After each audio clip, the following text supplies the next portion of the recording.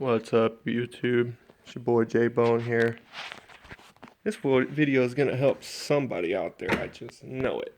So, if you have a GMW body and you have this particular problem, then this video is just for you.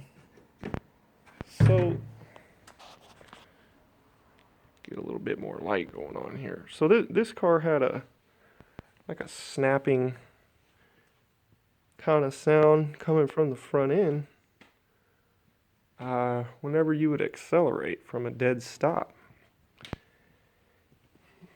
And I couldn't get to the bottom of it for about a whole week. Car's got a lot of miles on it, so I ended up putting new struts in. They were all rusty up here. The mounts were bad anyway, but it was still making the popping noise, kind of a snapping noise on the front end. A couple of these motor mounts look kind of shot, so I ended up replacing these three bushings, and then I don't know if you can see it, but I did flip that one to where it's really tight under there now. And I was so satisfied with all that stuff, but nevertheless I still had the snapping popping noise under there, and it sounded horrible. It sounds like something's about to break on your car. And I did replace the control arms on this car. I thought maybe I bought a cheap aftermarket part that the ball joints had prematurely worn out or something, but that was not the case. So what it ended up being, if you're getting some kind of noise like that up here and you can't get to the bottom of it, before you just start emptying the wallet out and throwing a bunch of parts at it, check the torque on these braces up here, these kind of bar braces on the front end. There's two of them. There's one on each side. And if you tighten them down and it still makes the noise, remove them completely and drive the car around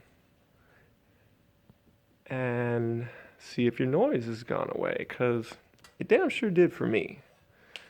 So I took these off. I saw it on a GM forum somewhere. Not a lot, but some other people were having this problem, and this turned out to be the case. So